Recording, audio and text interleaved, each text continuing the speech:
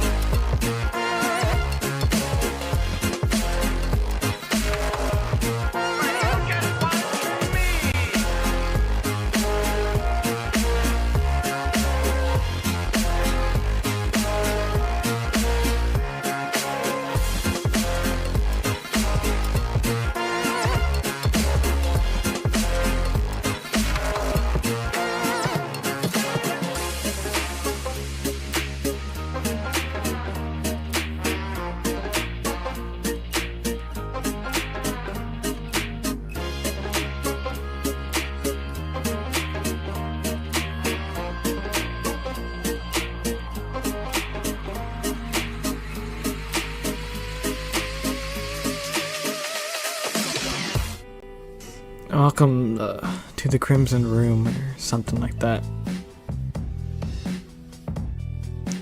Ada. Welcome to the Crimson Room, sweetie. Welcome to the Crimson Room. Please take a seat. No need to be nervous. The Crimson Room welcomes you.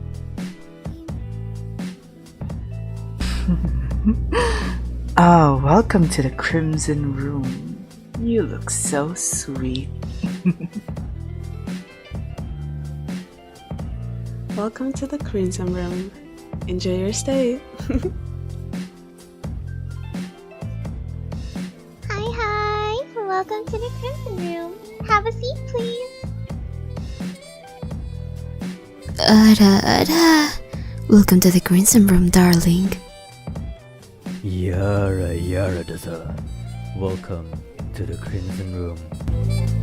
Oh, hello there. My master has been expecting you. Please, come this way and enjoy your time in the Crimson Room.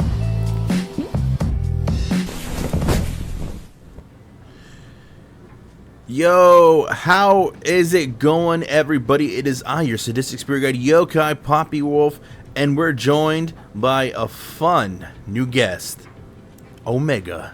Introduce yourself, Omega. Hello. My name is Omega, otherwise known as Omega Player 5. I am a PNG tuber, aka a Rift tuber. Just a random guy traveling realities trying to find his way home. Rad. I am happy to have you on.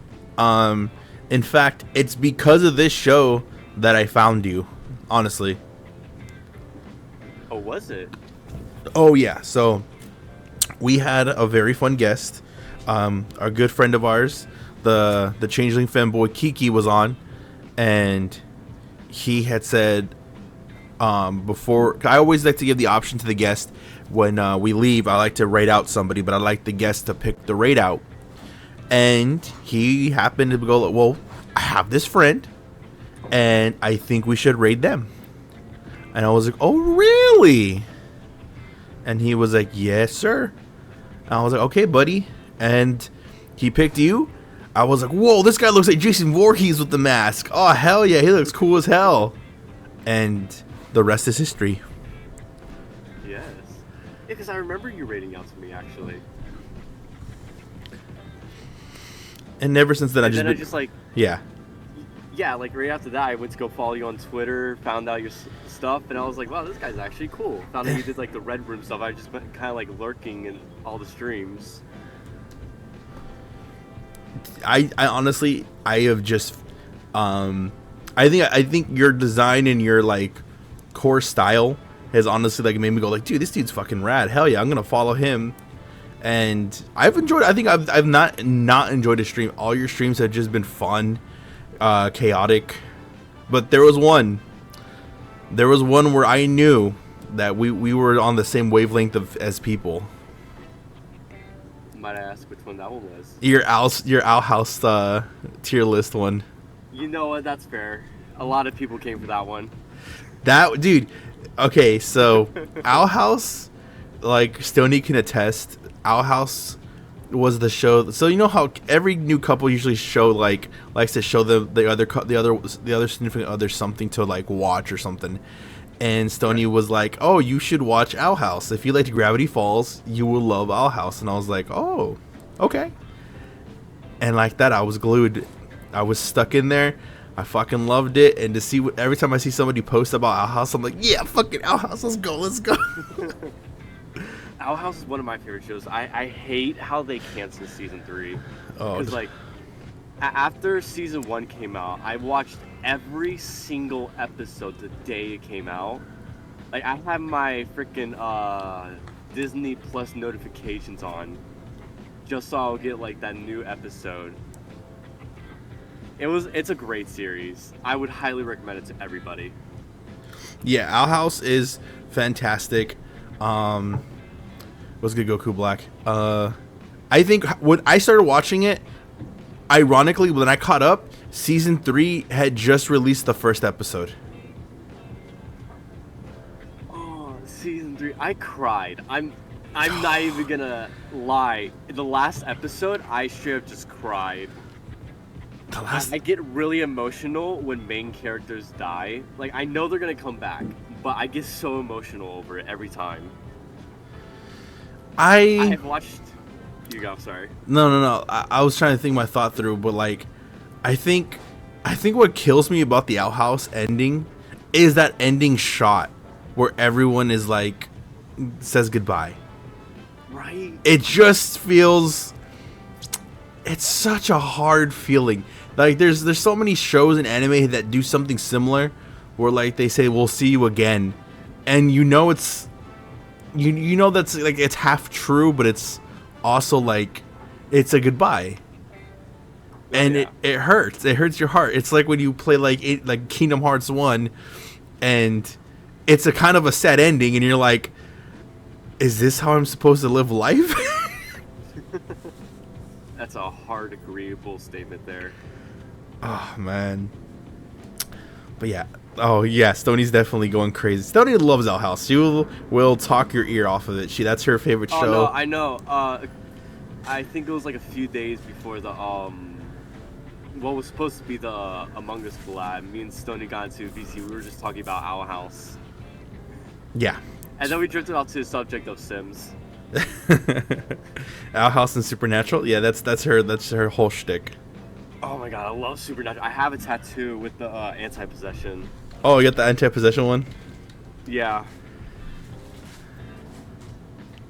By the way, don't let people lie to you. Tattoos actually do hurt, but it's not as bad as people say they are. You know what's awkward about getting tattoos? And this is going to be funny. People might think this is funny. I like getting tattooed a lot. Like, the sensation is oddly comforting. And at times, it's so comforting. I casually will get erect. And it is a weird situation. I was like, oh my god. Is this really getting me going? Is it just the vibrations? Like, it's nowhere near my crotch, but I guess it might be the vibrations. It might just be how comfortable I'm putting myself in, just to like not really like tense up in the chair, and then I fall asleep.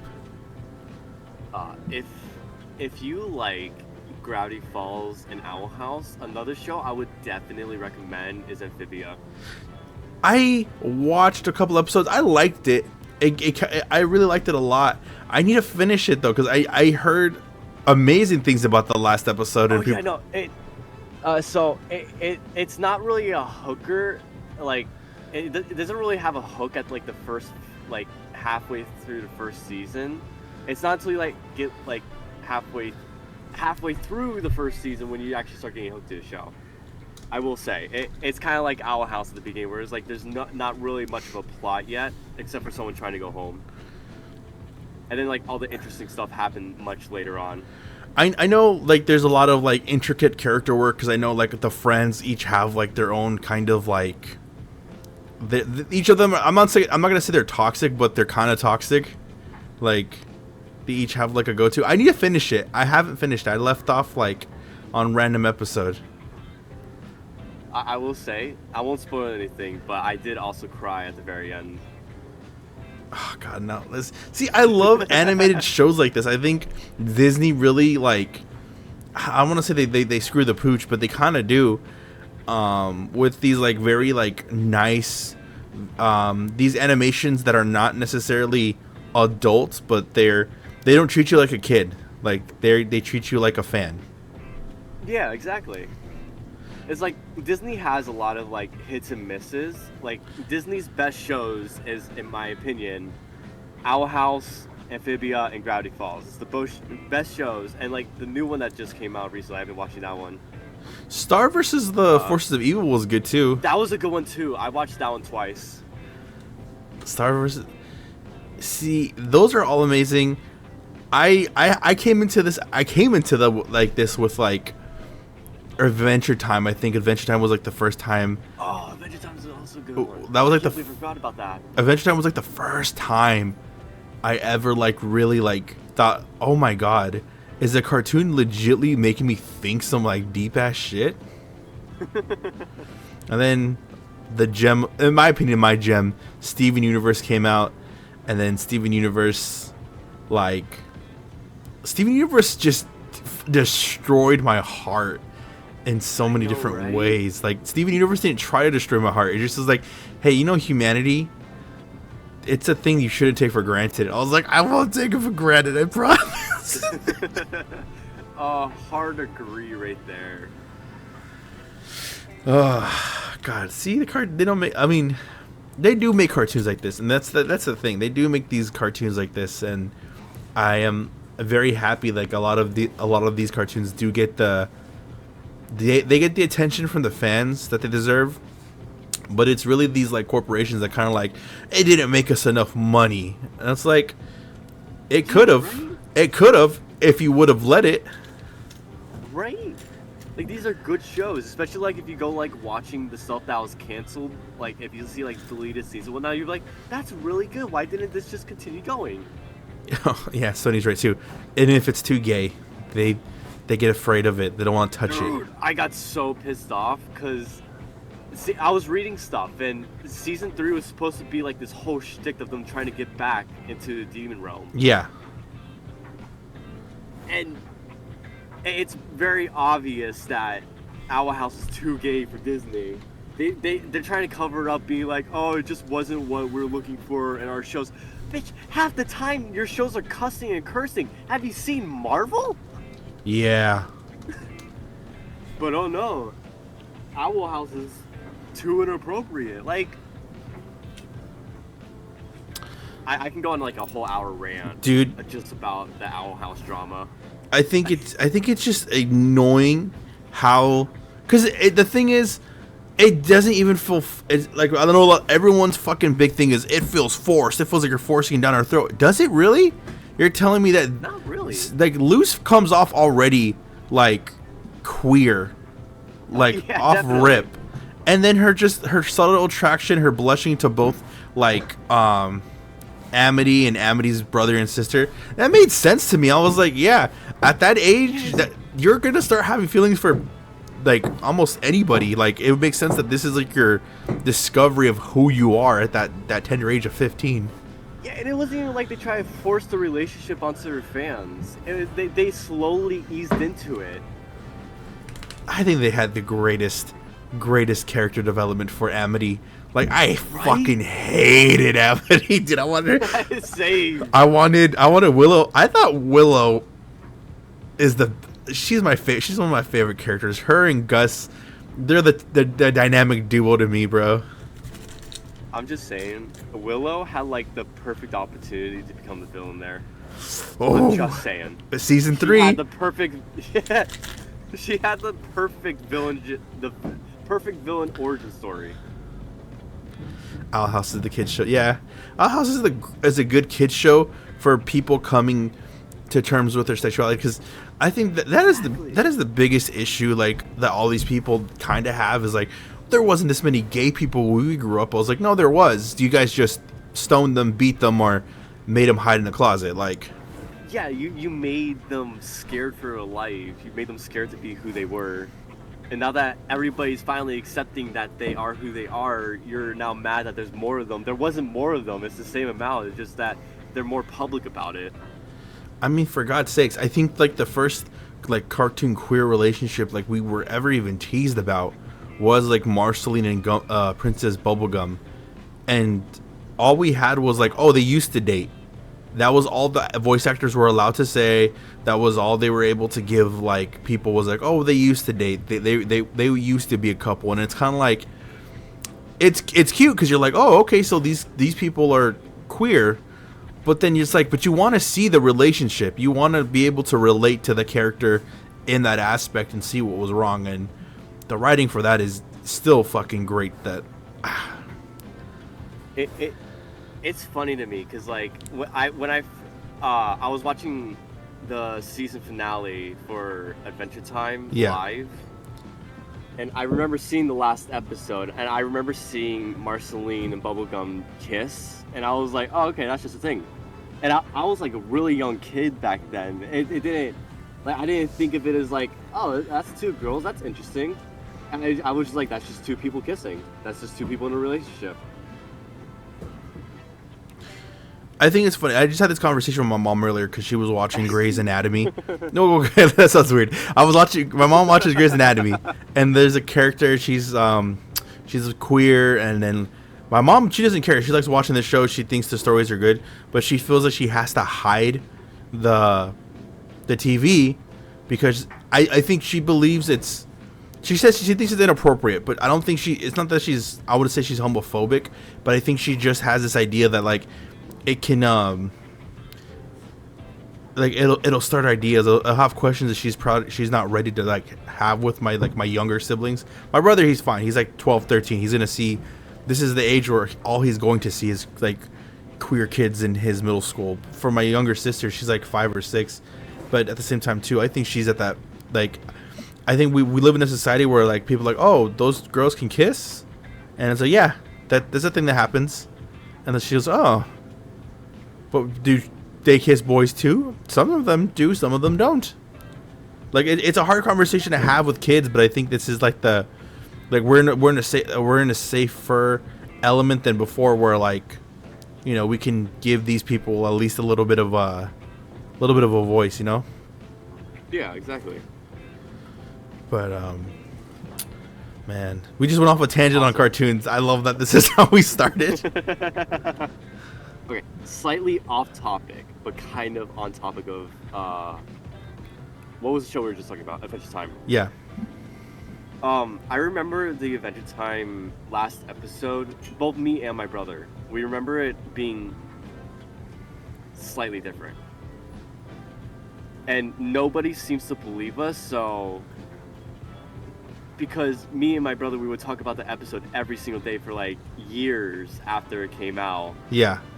And how I remember it is that Finn and Jake were fighting this Omnit being, as the episode just shows. But the only thing different is at the very end of the episode, Jake had died under a pile of rubble.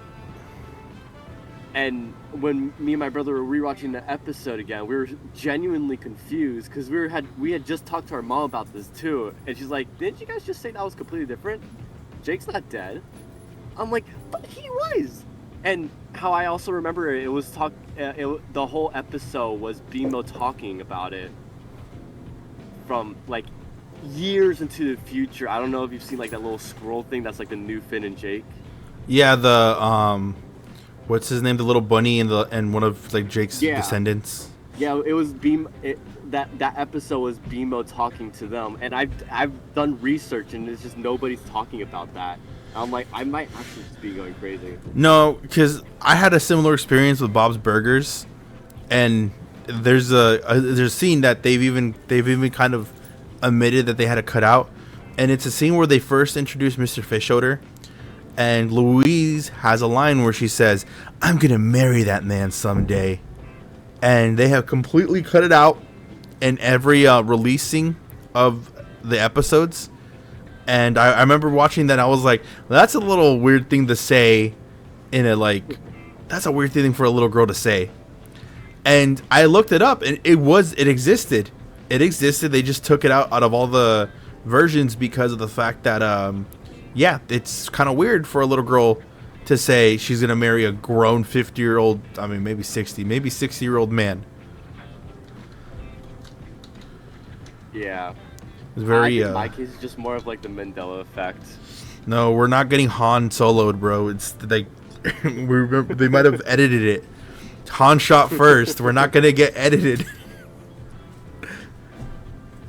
It's not the Bernstein Bears or Bearstein Bears kind of ideal.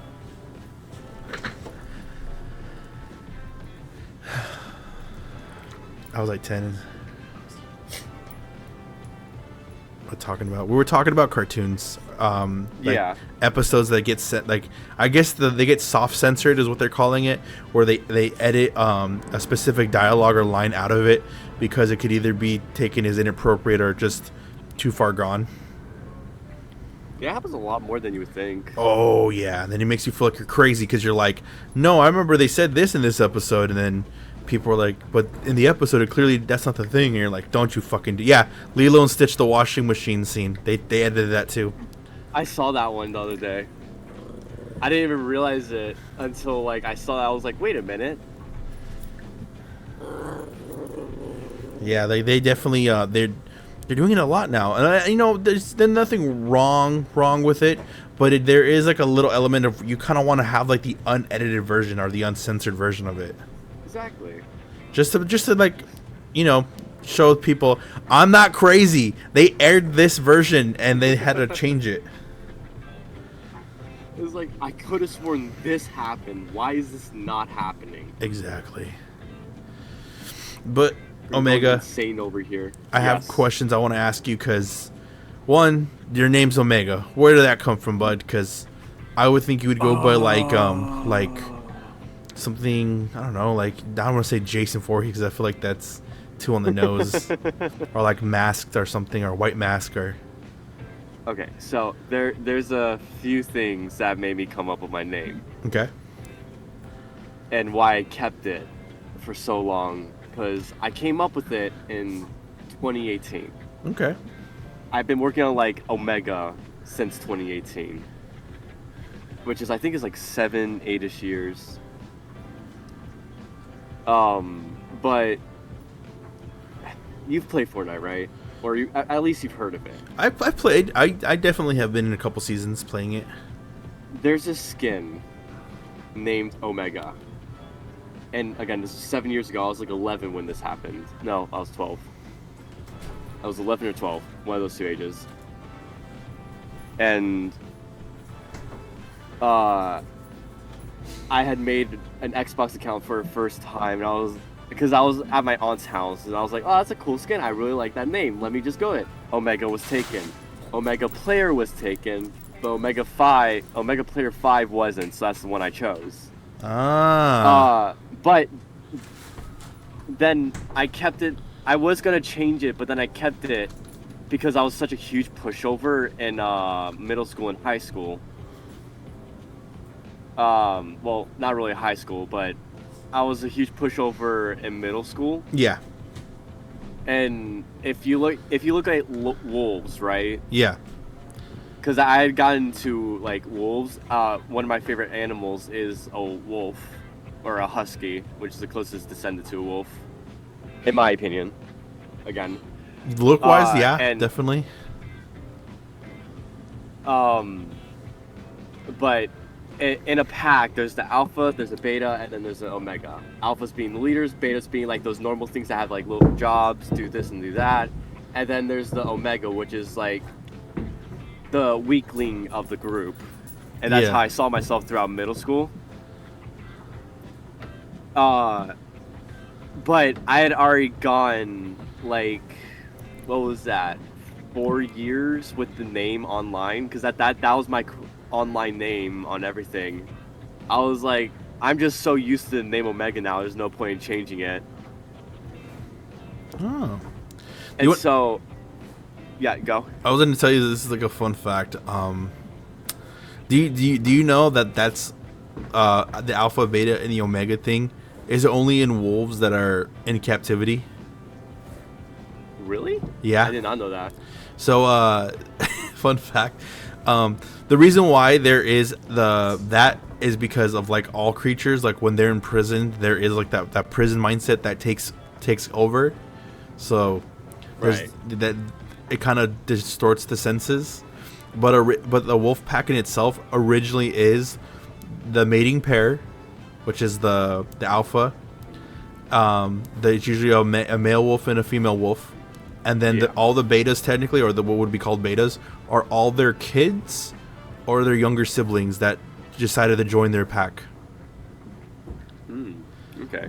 And the lone wolves, the omegas, technically, it is technically the alpha because the alpha doesn't lead the pack. He actually leads from behind. Oh. Okay, I didn't know that. Yeah. That's an interesting fact. Usually the wolves in the front are the older ones, and they're basically there because they have to set the pace for the pack, and the alpha has to make sure that they're okay. The other wolves, like the older kids, basically have to watch the babies and the pups, and there's only one mating woman, and her husband's job is to make sure that their kids are all safe, their family's all safe, and the only time they're allowed to technically procreate is if essentially the chosen pair that's going to be the new alpha and omega, they get either paired off with another rival pack, or they just meet another lone wolf that happen to get disclosed from a pack, and then they go off and start the new one, and that's essentially how it goes. Okay, I didn't know that. That's really interesting. Yeah, for that. This the wolves have the nuclear family on lock. But that's what I thought was so cool about your name is like you kind of like, oh, you felt like you were the weak link, but lo and behold, you're I want to say you're kind of the true shot caller if you think about it. Like, I mean, they always say like, oh, like you're always strong as your weakest link. Like a lot of people don't understand. Like, hey, if like the weakest link has like guts of iron, what is that? All that's gonna do is inspire everybody else to like go 10,000% more harder than anything else. Yeah. But yeah, fun little wolf fact. I like that. Yeah. Oh, there's a funnier one. So there's a lot of high percentages in certain dogs that have like very wolf elements. Huskies and Alaska Malamutes have a lot of like high percentage of like dissension from wolf. But a dog that you had that is funny enough has a lot of percentage of wolf as well is a Chihuahua. I believe it. Yep, Chihuahuas have a lot of like a lot of similar DNA to wolves, which is probably like they most likely come from the Mexican gray wolf, which I always think is funny. Like every time we see like how Chihuahuas act and how they shake, it always makes me go like, yep, this is the yeah, this is the wolf right here. It makes a lot of sense when you hear it, you're like, oh yeah, that's right. But so you've content creation wise, like not just streaming, you've been working on stuff since you were like what 13, 14, like characters and like getting stuff ready. Yeah. I was a huge role player when I was in middle school as well. Like coming out of elementary school into middle school, when I hit middle school, I felt like, cause like I was homeschooled for like 3 years before I entered my first year in middle school, halfway through. Interesting. The year. So while yes, it is easy for me to make friends, I'm not good with contacting. Like, oh my god. Even yes. with the No, okay. So it's not my fault. I mean, it is my fault, but no, buddy, I'm not gonna gaslight you. It's not our fault. I'm with you. We're just like, I will, if you DM me, like if you want to have a full-blown conversation, I'll have that conversation with you, and then just straight up ghost you for weeks on end, and then be like, hey, how you doing? Like nothing ever happened. Oh yeah, same. And that's with everybody. That's with my family, friends, people, even people I'm trying to like set of collaborations with. I'll just like stop talking to them for a few days and be like, okay, so here's what I think we're gonna do. all the time. I think I just had this conversation with somebody. I said I need to set up a collab with her. Name is Tigra, and we were just talking randomly, and she's like, "Weren't we gonna do a collab?" And I was like, "We were, weren't we?" And she was like, "Are we still gonna do it?" I was like, "Yeah, eventually. Well, I'll get to it. You know, soon." That is way too relatable. It's just, you know, my ADHD, man. Like, I want to be able to talk to everybody, but like, same. To reach out to everybody and be like, "Hey, how's your day going?" I'm like, I feel like I'm fucking bothering you. Like, you probably have better things to do than answer my message. Exactly. But vice versa, when people are like, I felt like I was scared to message you. Like, don't be scared. I'm a jabroni, bro. Like, I'm fucking ready to answer any fucking message. Yeah, exactly. I feel the same all the time. But yeah, like I was saying, like I said, I was a huge role player. I found this website. It was like a reading website. It wasn't really for roleplay, but people made it into a roleplay website. Okay. Because of how like it worked. I would make characters like every other day and roleplay those characters I made all the time. I was so good at it. I think at one point I like had 130 different characters for like different roleplays, like Hunger Games, stuff that hasn't even been made yet. Oh. And just a whole bunch of stuff. Like there was a lot of creative minds on that website. Interesting. So is there like an Omegaverse that we're gonna eventually get sometime soon? There was going to be one, but okay. So let me explain a little bit on that. So I have a sleep disorder, right? I don't think many people know about that, but I try to bring it up as often as I can. It's called idiopathic hypersomnia, IH for short. It's a mouthful. Which basically means I get little to no REM sleep. Fuck that. I know, deep sleep, dream sleep, whatever you want to call it. The good sleep that helps you reset your brain every day. Yeah. I don't get that, so I'm constantly tired. As we're speaking right now, I'm constantly tired. The only thing that helps me stay awake is technology. It's a point of interest kind of thing. For whatever reason, that works. Okay, the hyperfixation is like natural caffeine. Yeah, caffeine doesn't work on me, unfortunately. Does it make you go to sleep? It makes me go to sleep. Same. I've been on meds for like over 4 years. I'm about to hit try to get disability soon because I can't work a job because nobody wants to hire someone who falls asleep, and I can't drive a car because oh my god, that's ever so slightly dangerous. Yeah, I can see that. What was I saying? You were talking about how you like to be very vocal about IH to spread the awareness of it. I am assuming that's where you're going with it. Yes, there was something we were talking about right before that. Yeah. I was asking about the Omegaverse that you had in works. Right. Okay. So, because of that sleep disorder, right? Mm-hmm. I got really depressed. I couldn't even go to school because I was sleep past my alarms. I was a very heavy sleeper at that point. I was skipping like days and days of schools. I got depressed because I couldn't meet my friends because, again, terrible with contact. And I just couldn't. I really liked school growing up. Always did. Still kind of do. Even though I don't go to school anymore. But so because of that, I got really depressed. I fell down this loophole. I wouldn't even touch video games anymore. And then my dad bought me a computer, which is the same computer I'm playing on now. And I started getting into Minecraft, which is when I really started working on Omega lore. Ooh. Like I worked on him a couple of times before, but you know, like how some Minecraft servers have lore. Yeah. I joined this one voice chat server, and it brought my mood up. I was starting to be happy again. And I started making this lore for this character named Omega. His lore was so different to what it is now. His lore used to be he woke up in this cave from this alternate reality, or this dimension, with a split personality of this demon that got stuck hundreds of years ago inside this cave that I just woke up in. And his name was Dexter.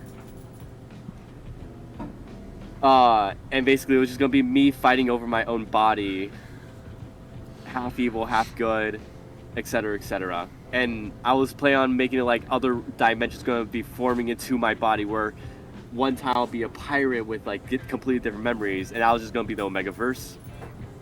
I ultimately changed it because I didn't really like that idea.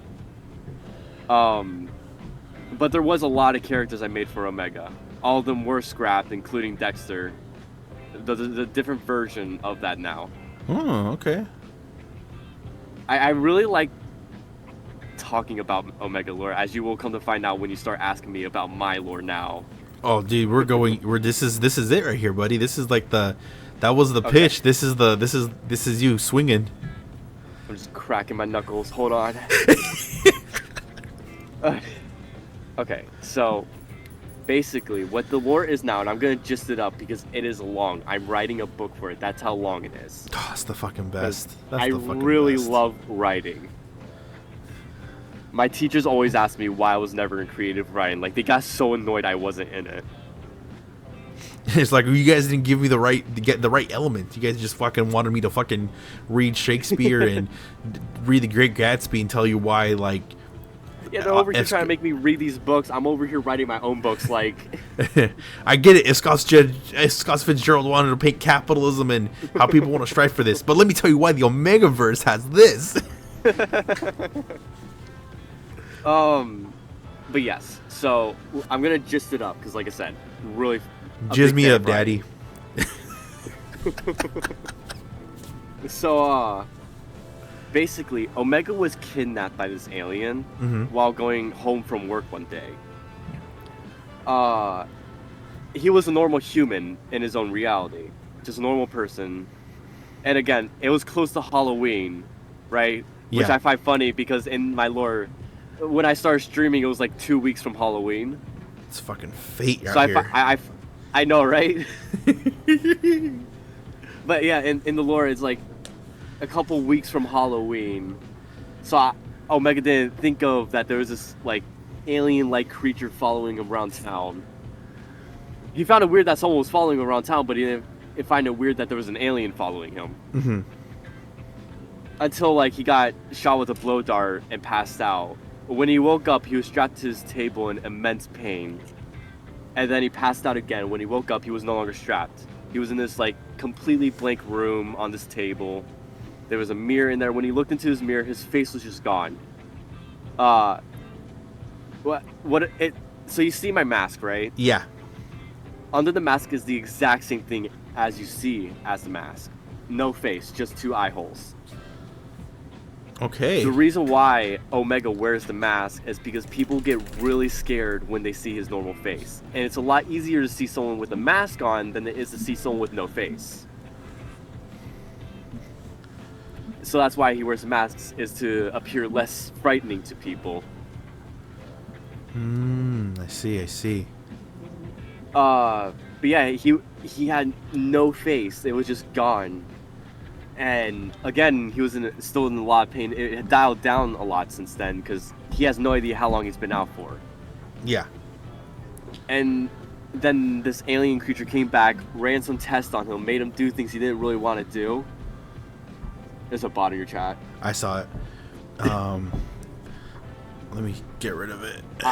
I use Siri bot. Bans the bots immediately. Thank you, my love. She's in the chat still. Yes. Right. And so, while one day Omega was running, the alien was running tests on Omega, Omega decided to try to run, and the alien chased him. Like, sent out, like, these alien-like guard dogs after him. Ooh. And while running, while trying to hide, he punched a tree. And then there's this rift, this crack in space in front of him. And seeing no other option, he jumped into it. And he found out that if he just punch, it doesn't matter where he punches, it'll create this rift. Actually, I don't think you know what the rift looks like.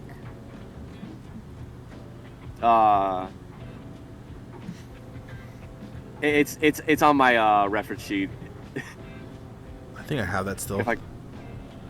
Yes. but anyways,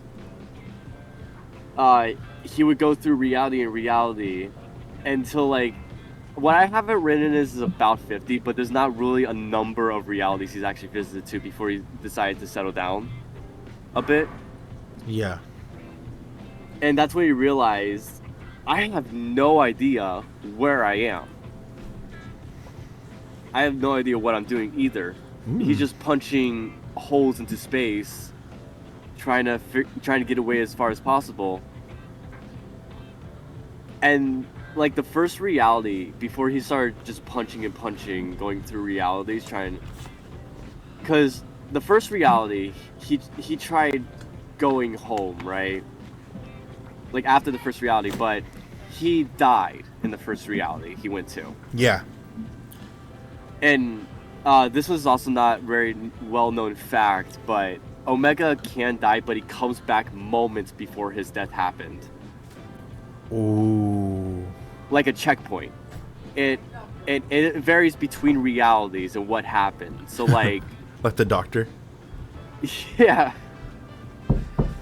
It'd be like one time it could be like 5 minutes before he died, or an entire week could happen where he'll wake up a week before he had died. And the only way to actually kill him is by stabbing him with like through the chest with an emerald. Why I chose emerald, I have not a clue. That's just the thing I settled on. That's cute though. I like it though. An emerald, interesting. Like, go to like death, like to for like a weakness kind of. Yeah, make him too invincible. Everybody's got to have the weakness. If he just comes back, there's no point. Which is another interesting aspect. If you were to like cut Omega with like an emerald and didn't kill him, and then you like shot him in the head, right? He'll die, but he'll still have that cut on him when he wakes up again. It's like to some people's eyes, he'll suddenly have like this giant gaping cut on him. Which I found very... I added that info because like you can't escape those injuries. So like if you get cut by something and then try to like kill, and he killed himself, he tries not to die because dying is pretty painful for him. Yeah. So he tries to avoid it at all costs. There are sometimes he does get careless and gets too cocky, which ends up to him dying. But yeah, like around 50 realities, he found out he was just going into a giant circle. He was just going to reality. So he started writing a journal, which is the book I'm writing right now about his past and what he's doing. And what I'm gonna have it to is I'm gonna like commission a bunch of people, because Omega's body also changes depending on the reality he's in. So like the way I think of it is like different art styles per reality. It's not the same one every time. Okay. So like, what I'll have it do is like, he's writing a journal. There's gonna be like these pictures with a number, which he thinks of realities as numbers. Yeah. Because it's more organized that way, so he's not just going into a giant loop. So he'll think of a random number and then jump into that reality, take a picture of the reality after he spends some time in that reality trying to figure out what this reality is about, and then like take that picture, put it into his journal. And a nice fact is that the journal doesn't change. It's the only thing that's consistent. Like the pictures don't change. So it'll be like the same pictures inside the journal that he took. Okay, so each with reality, like a number above of it. So each picture taken in reality abides by the same rules of that reality. So that way his pictures that are placed in the book all can not only be numbered but basically be labeled and show like, okay, this is that reality where I look like this or I look like that. Yeah. Okay. But yeah, and then Omega's just going through each reality, cataloging them into his journal. Which another fun thing is that Omega's mask, it changes emotion, the same emotion that you see on his normal face. It's like the eyes will blink, they'll be angry, they'll look sad, etc., etc. And Omega's trench coat actually works like a inventory. He could put, which also changes depending on reality. So sometimes he'll only have like be able to put like 3 things inside of his trench coat, up to like, let's say he's in like a reality like Minecraft where it'll be like 27 things he can put in there. But yeah, Omega would be like cataloging each reality, so that way if he does go back there again, he'll know like, okay, that's the number I don't think of to go to that reality. Because while he does revisit realities, he's still trying to find his way home because he wants to go back home.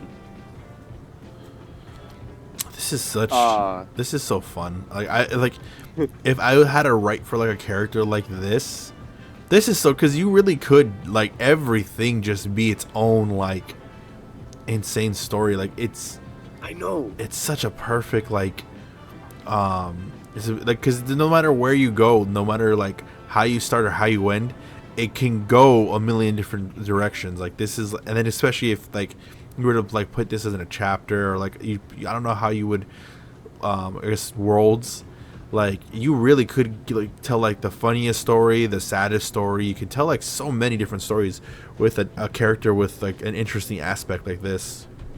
I know, I try to make it so that way people can fill in their own lines in my story.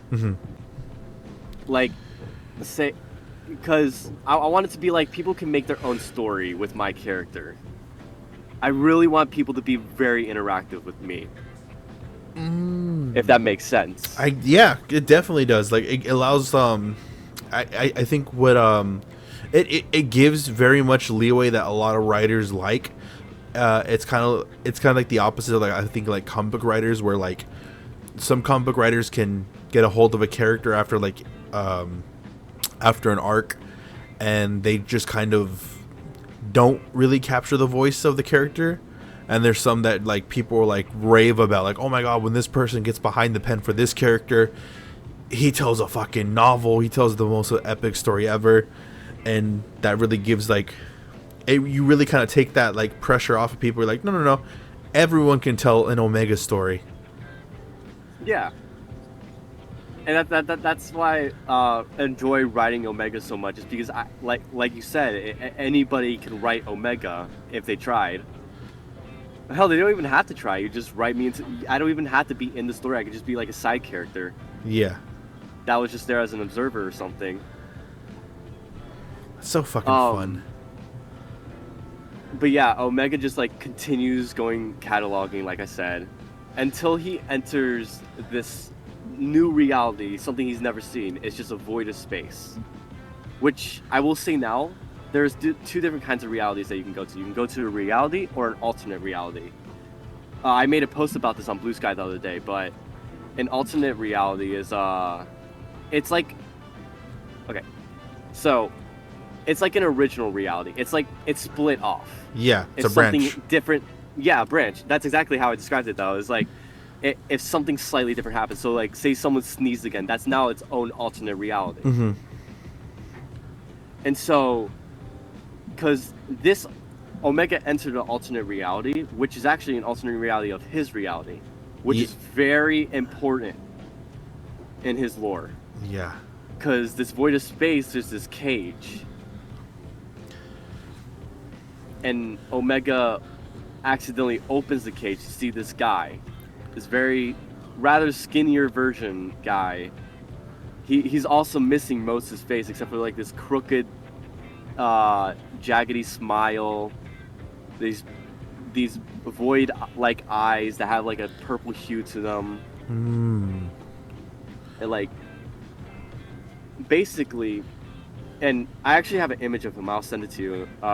It's on my phone. He's the one on the left when I find it. But I kind of see what you're saying, like in the terms of reality and alternate reality. It's very much like there's multiversal reality, the idea that there's every possibility that can happen in the multiverse can exist simultaneously, and then there's branch reality, which is essentially like Schrodinger's cat, like there is and isn't both existing at the same time, a reality in which you went left and you went right. They both technically exist, and you can peer into them. Yeah, exactly. Okay. I'm getting it. I'm kind of smart sometimes. Oh. But yeah, that's Agamo. Oh. And Agamo tricked Omega into making Omega think he was his friend. Because Omega was explaining his adventure to him, and Agamo was like, "Oh, I can just leave this place now." And then Agamo tells Omega that this isn't his original reality, and that he should go home and he's missing something. Omega takes him to another reality. They stay there for about a week, and all it takes is a week. Agamo has this orb that can destroy realities. Because that's what happened to his reality, is he destroyed it because he was made fun of. He didn't like his reality. I've also written a lot about Agamo. Can I just say this? This is something I love in this, and this is something that I loved in rival characters that are always made, is the very the foil method. For those who can't see, I'll try to maybe show it in editing, but like how you've kind of dressed Omega is Omega has this trench coat, Omega has the mask. His mask is very off colored, so he hides his kind of face. Like you have like this very like, I won't say rustic look, but you have this very like prepared for like the adventure, yet the adventure look. While Agamo has this kind of like, it's very much the opposite. It's instead of the long curly hair, it's the short dyed faded hair. Instead of like the white mask, it's like this like, it's the face faded. It's the face in the flesh color. Like it is essentially the Dante to the Virgil. It's the Shadow to the Sonic. It is fucking rad. Yeah, and like one fun fact is like the reason why Agamo's face looks so distorted is because he did it to himself. Everything you see on him, he did to himself. Oh shit. He gave himself surgery, fully conscious and everything. While Omega, while his looks more smoother and cleaner, is because he didn't do this to himself. He didn't want this. Yeah. And so I will say, Agamo's orb, what it's supposed to do is it's supposed to destroy everything but him. So when Omega was in this reality for about a week and the reality was just collapsing, Omega tried saving people, he failed. And Agamo stared at Omega as Omega was the only other person in this reality. Confused, but Agamo put 1 and 2 together and figured out that Omega is him.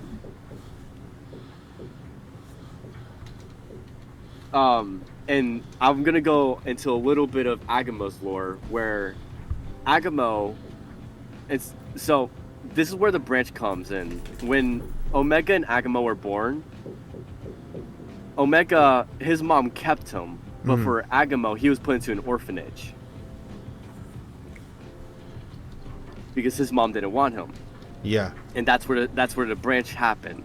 Agamo grew up resenting his mom, but also wanting that motherly love. So Agamo would work on stuff to make his mom notice one day, because he knew who his mom was. Yeah.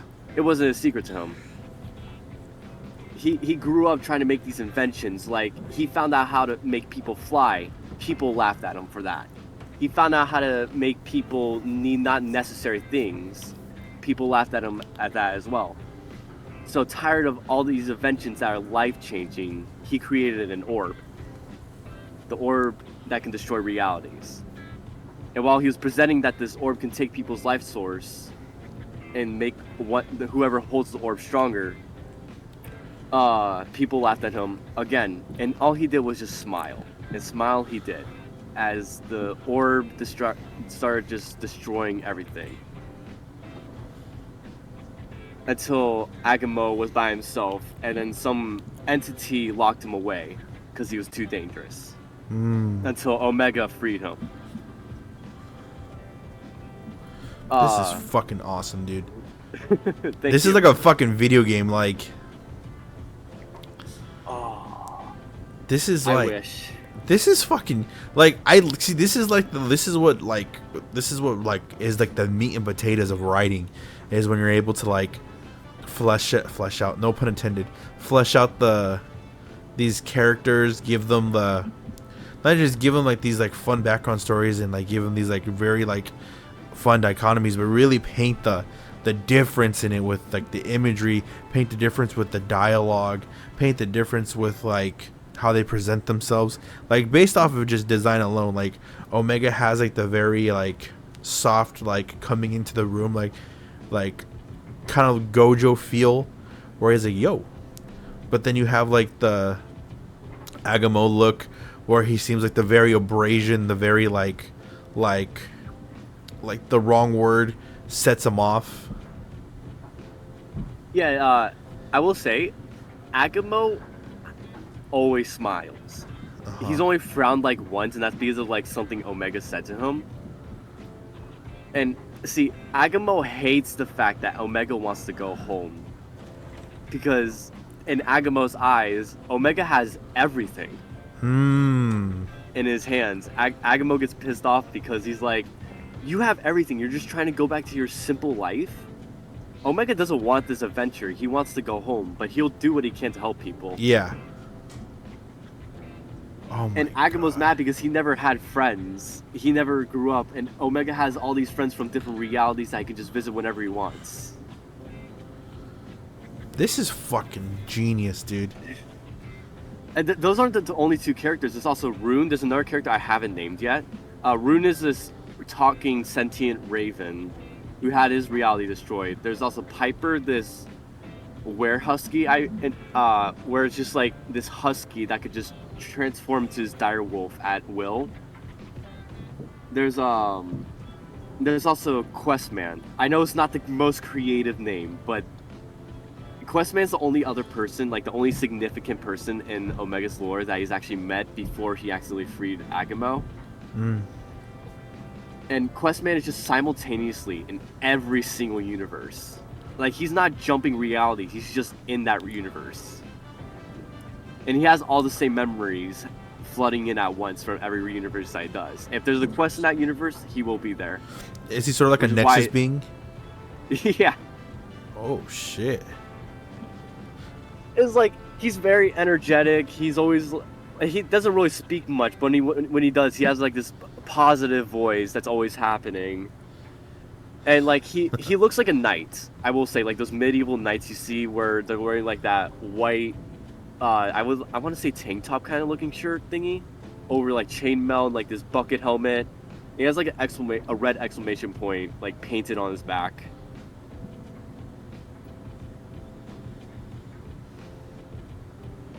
There's not much to him I read. I need to write more on him. But yeah, he just loves doing stuff. It could be anything, like do that. If it has a reward to it, he enjoys doing it, I will say. I am like seeing in my head right now like the whole crew. It is fucking this is I don't know, have you ever, this is a weird thing to say, have you ever read Johnny the Psychopathic Killer? I have not. I've heard of it though. Yeah, so it's by the dude who did Invader Zim and stuff. But like, yeah, it's such a okay. So one, it's fun. Besides the name, it's a fun read, and that's what this kind of gives. It's like, yeah, I'm gonna adventure through reality, but there's also like this, like it's really much like you have this. You have the Omega story, this story of like finding home, meeting new friends, like it's very much like the ultimate adventure, only to have someone who has the exact opposite view of said adventure. Someone who's like, well, getting home is essentially the story of finding peace. You know, your home is your peace. I'm not trying to speak on your story. I'm just like, I'm saying how I've just absorbed just what you said. Oh no, it's fine. You have this other character who's like, my story never got to begin. My story never got to exist. My story will live on forever, regardless if I have to destroy forever. Like, it's such a fucking trip. Yeah, exactly. And like, the reason why Agamo continues destroying realities is because he got locked away in that prison for years. Like, eons. So he had that last memory playing over and over again. And so the first reality he destroyed after meeting Omega, that was just for fun. Yeah. Then he realized, after Omega survived, he realized he had a challenge now. He realized how distraught Omega was, and he realized that was him. So if Agamo had to suffer, so did Omega. So what Agamo did is that, using the power he got from the crystal, and managing to take like a DNA sample from Omega, he found a way to, like, he can't create rifts, but he can only open up previously made rifts. Of course. So he'll go to previous realities and destroy those. And Omega didn't know about this until, like, he tried going back to one of the realities he's visited before, and it was just gone. And then the next one, and then the next one. And so now Omega's like, oh shit. Omega's slowly starting to piece together that every reality he's ever been to is being wiped out, and he's pretty sure he knows who's doing it. So Omega stops trying to find his way home, and now he's trying to save all these realities from this guy who just wants to play a game with him, who doesn't really see. There's an infinite number of these. There's no point in having these around in his eyes. Yeah. It's all just a game to him, while Omega's like, these are people. These are lives you're ruining. This is really what, like, I call, like, the dichotomy of, like, the hero. Like, this is what great novels are made off of. This is what like epics are told on. The hero who values life no matter how, quote unquote, I don't want to use the word useless, but how insignificant it is. Like, it could be like the speck on a snowflake, or like you could be like a galaxy in a marble pack.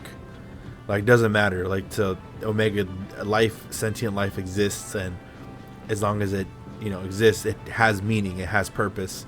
While for exactly, for Agamo, it's like, no, why should it have purpose? Like, I had no purpose, so fuck it.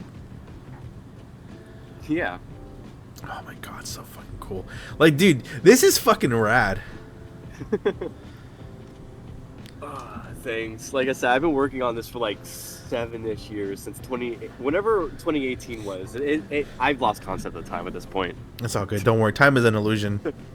Exactly. Man, see, this is what like is like so great about like this community, like in general, is like you can find such interesting people that have such a wide variety of talents.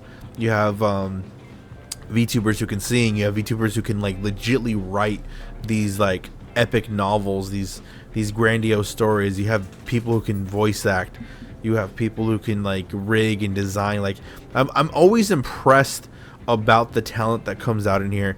And I'm not trying, I like gassing you up, but is there like, is this the VTubing like the stepping stone for eventually like getting this into a book and then just releasing it to everybody?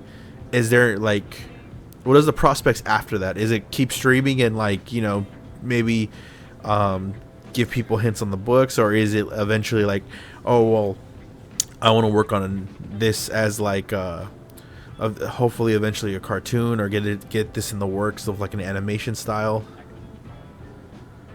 So a little bit of all of the above. Okay. So what I'm doing is like, I am writing a book right now about it. Like, yeah, I plan to write a couple of books. Like, the first book is Omega just traveling to his realities with his adventure. The second one's gonna be about him and his battle against Agamo. The third one, I haven't planned that far ahead yet, but I am working on it. And I'm like, on Blue Sky, I have this tag saying Omega Fact, or Fun Omega Facts of the Week, which I drop like little snippets of Omega lore that's gonna be inside the book and whatnot. It's not just for Omega; it's like for all the characters. Like the last one I did was for one of the last ones I did was for Questman, about him simultaneously just being in every universe at the same time. And one day, hopefully in the future, when I actually start making good money Mm-hmm.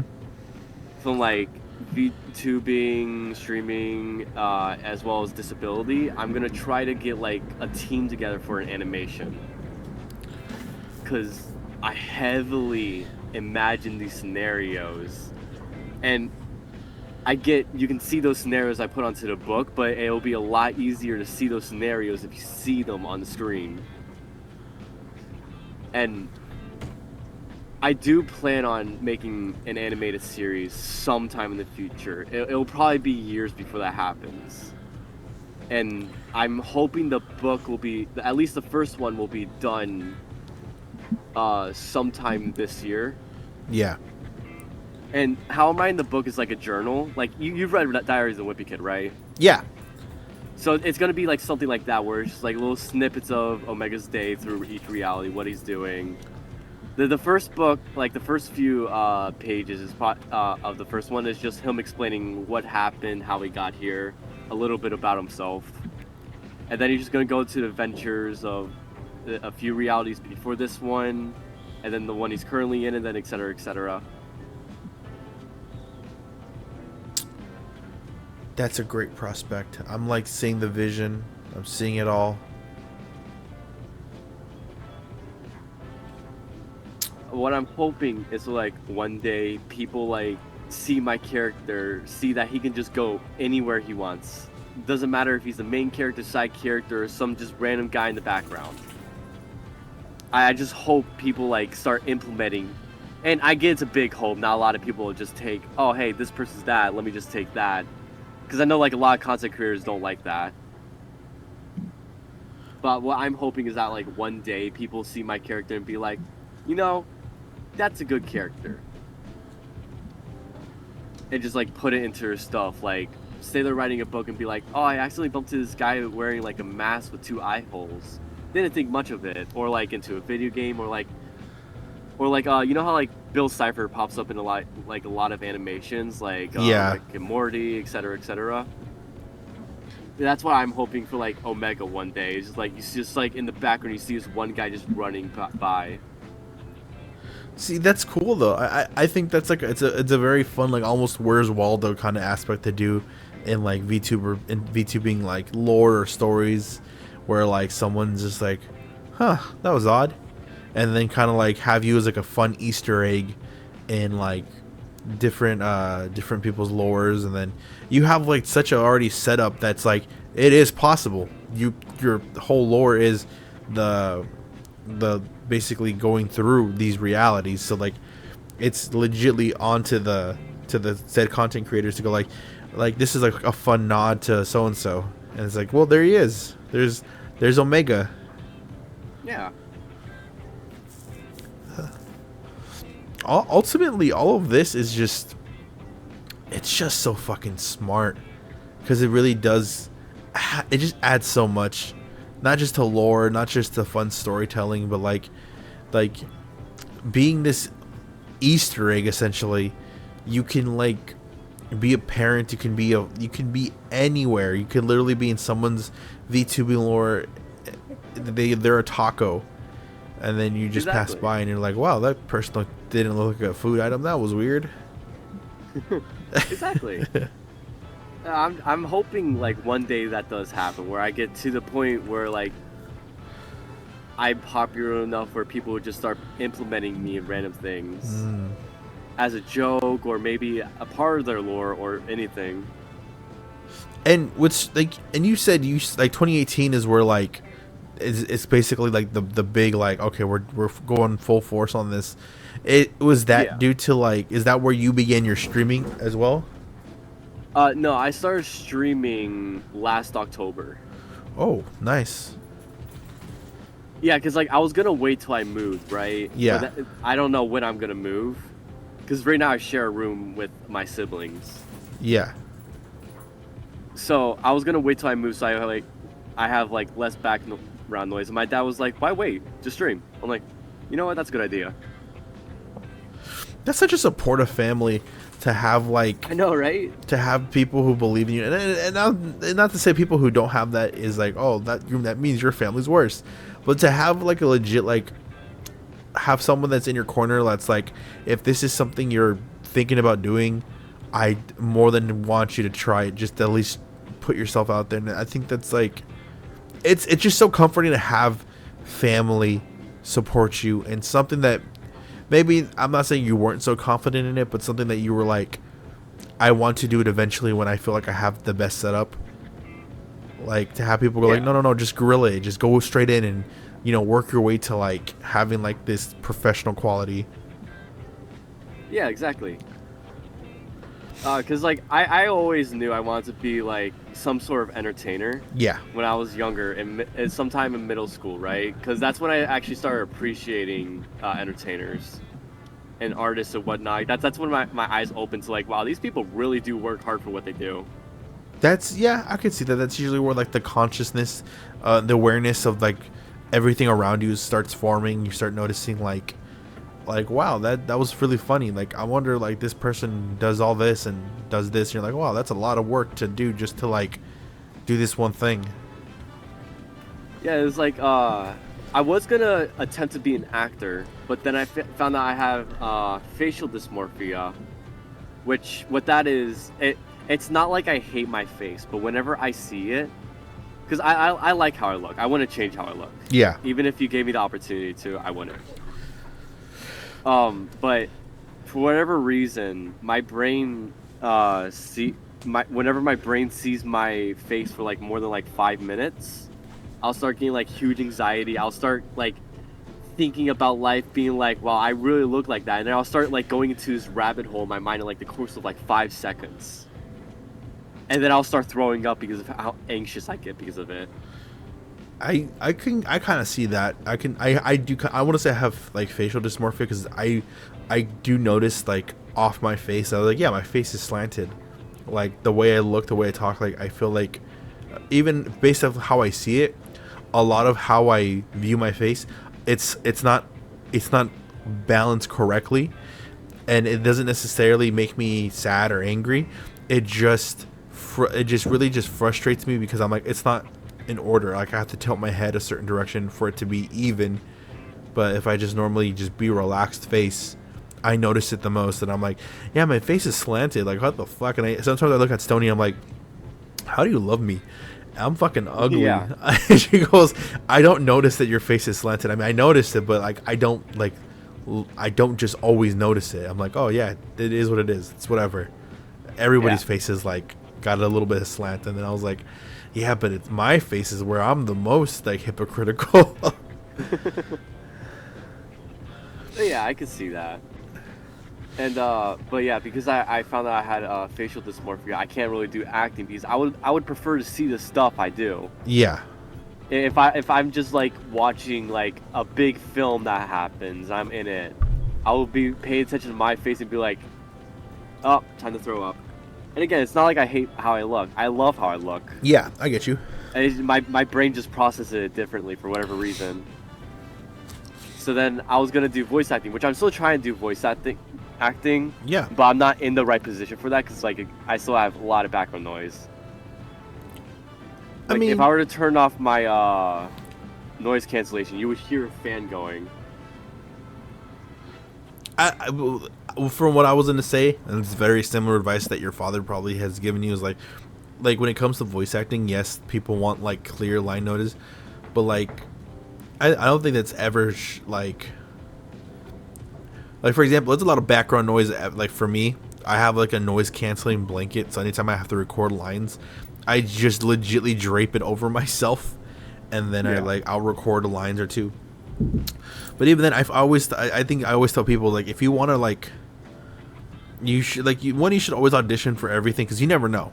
Like, everyone is hypocritical. Everyone is got their own issues with their own voice. They're like, oh, I don't want to put something out unless it's like an audition for something. I'm like, no, you should be putting stuff out like left and right. Like, whether it's a small skit on TikTok, whether it's like voicing a character like in a stream.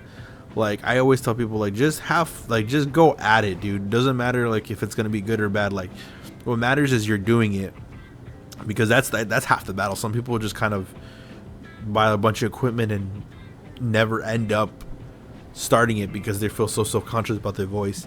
I always tell people, Yeah. get comfortable hearing your voice a lot.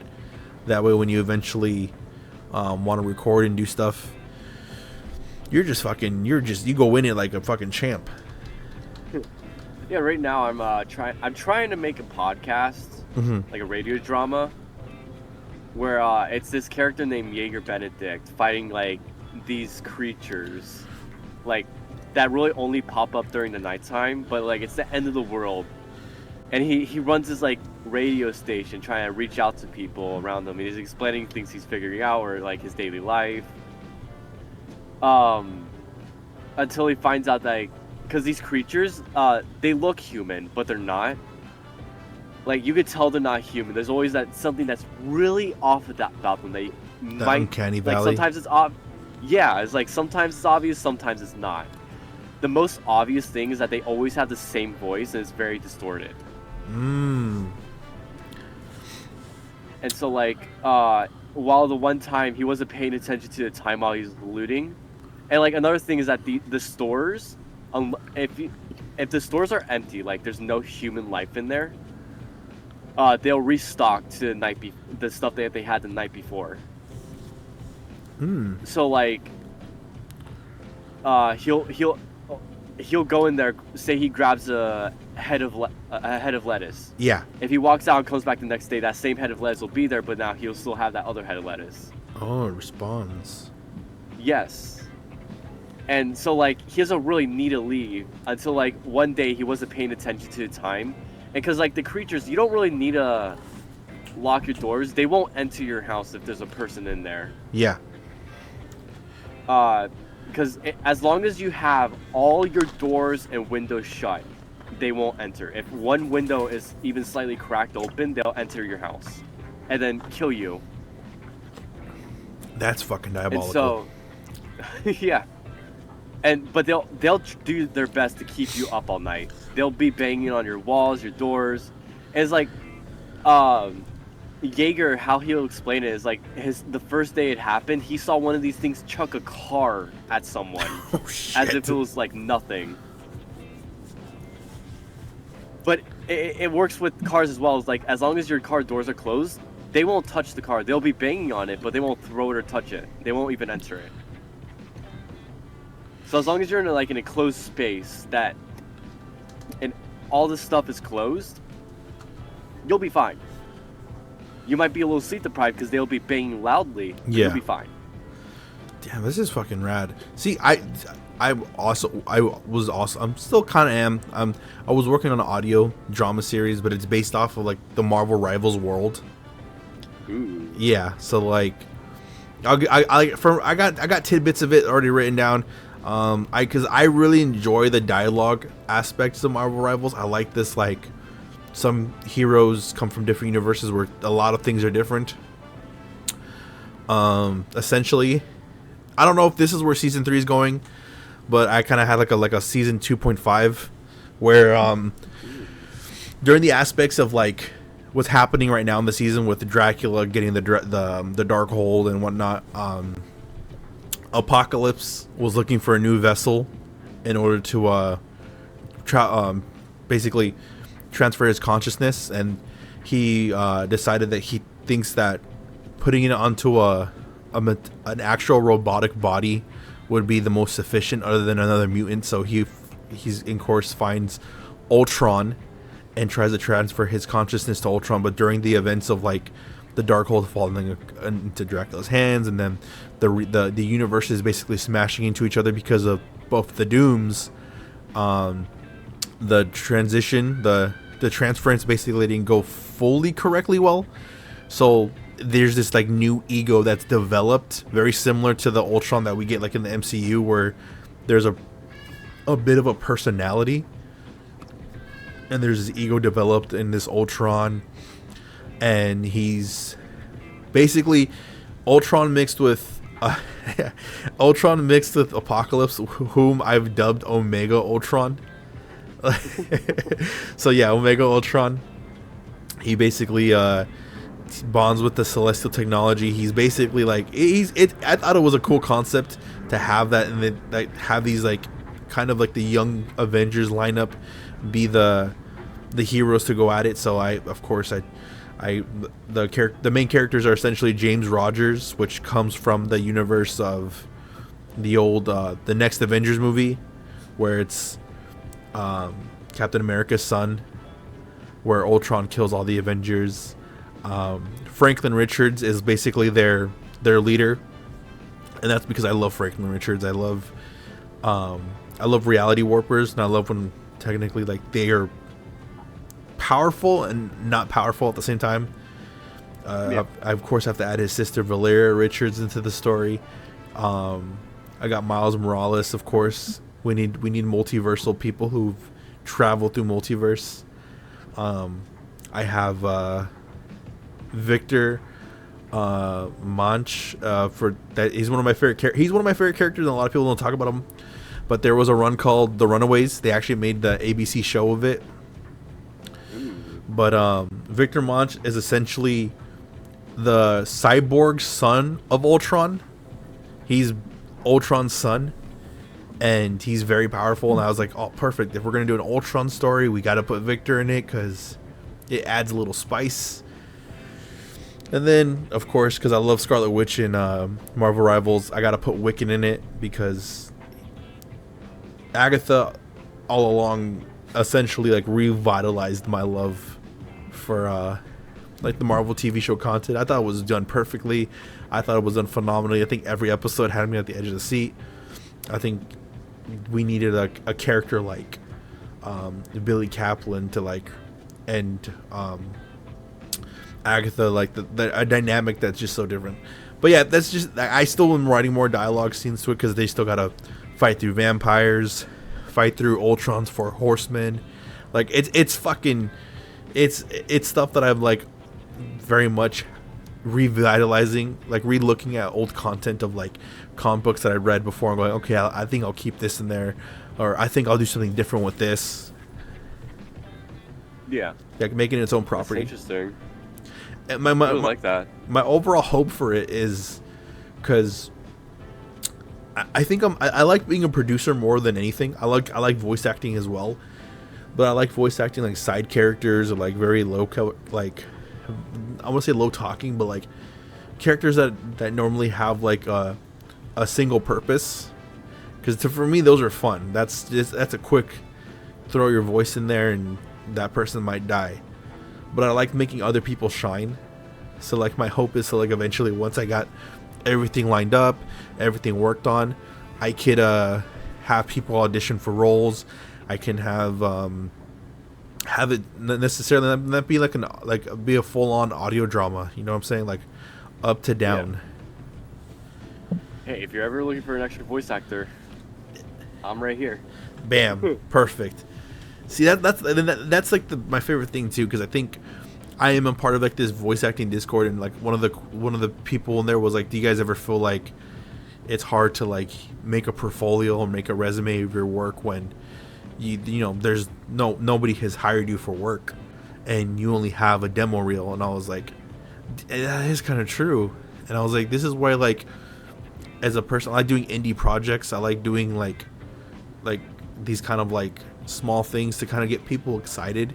That way people have something to put on their resume, and they have something that they can be like linked to and basically make them shine, you know? Yeah. That's really fun. I like that. It's definitely something that I enjoy. I think that's like ultimately like what I want to be able to do is like not necessarily make like, I guess like I wouldn't call it like easy content, but I want to make like content that can be put on resumes for people, like, so people like, oh yeah, we did this fan dub of this game, and they're like, oh okay, do you have a clip of that? And then of course I do my best to make them shine. They have a good clip, they have a good run, and people are like, wow, actually that was impressive, I like that, I'll keep that in mind. It's very nice. I do my best. I can tell. I would say just because of that, you're very underappreciated. Oh, don't do that to me, bud. Don't do that to me. Thank you. I appreciate it. I do my best. Again, like I said, like I think I talked with another friend of mine, Kaizo, was like I really just like, it's never just a single I want to be big. It's very much I want to see people that I enjoyed working with be able to go off and do bigger and better things. Like that's like my ultimate goal for like all of VTubing. I think ultimately is like make sure that everyone hits their dreams. You know what I'm saying? Like if I'm at a 5, you guys got to be at a 10. If I hit 10, you guys are gonna be pushed to 20. Like me catching up is not necessarily me trying to overtake people. It's so that way the bigger I get, the harder I can give somebody that push to like hit like their goals, you know? Yeah. But yeah, we went off like on huge tangents, but I've been loving all this. I love the lore. Same 100%. Hey, if you ever need me back on the show, I would definitely come back. I'm just saying. That's fucking sweet. Awesome, bro. Thank you. Just give me a time and date. I'll be there. Yeah. And then I do apologize. I know we were supposed to do this like I think a month earlier. Yeah, a month earlier. Scheduling. I don't know why you're apologizing. That was my fault. I accidentally scheduled something on top of that day. That was 100% me. You see, the thing is, I like to I do my best to accommodate, and I understand like some that I think at that time they're like I was in a tight position because there's so much stuff happening. Like it was hard to accommodate. Like it was hard to fully accommodate as much as I normally would do, and that's why I was like, okay, well, you know, stuff happens. Yeah. But I did get a good episode of it. I did get to have a Valentine's Day episode with Stony. That nice. Was so that was Also, congratulations again. I couldn't be any happier for you too. Thank you. She's one of the, I think the best way I've always describing her now, and it's very much like, I guess I see it every day now, is like she very much is my Spinel from like Steven Universe. Like there's just a lot of stuff that happens in our like daily lives that she just feels overwhelmed in, and like if the best thing I can do as a partner is like being able to like wring her of that stress, whether it's allowing her to like, you know, vent, or if it's allowing her to like just blow up or something, like it's very much my like, I think that's like my love language is allowing her to just be her in the best and worst ways and never demonize her for those things. Yeah, like I said, she's I think, and this is the funniest thing because I honestly think about it every day. I'm like, yeah, she is my best friend. Like I get to hang out with her every day. I get to shoot the shit with her. Sometimes I'm sick of her, but like there's no day where I'm like I don't not want to talk to my like significant other. Yeah.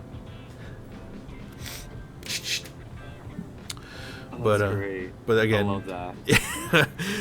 But again, I'm excited. I'm excited to fully like get married and just for us to like go into the next chapters of life together. Honestly, deserved. 100%. Thank you. But what do you got going on? Like we got your big, you know, your big epic that you're writing, and you have an audio drama series. Is there and that's essentially I guess I would categorize that more as like offline work, like online work. Is there like streaming goals that you're going for?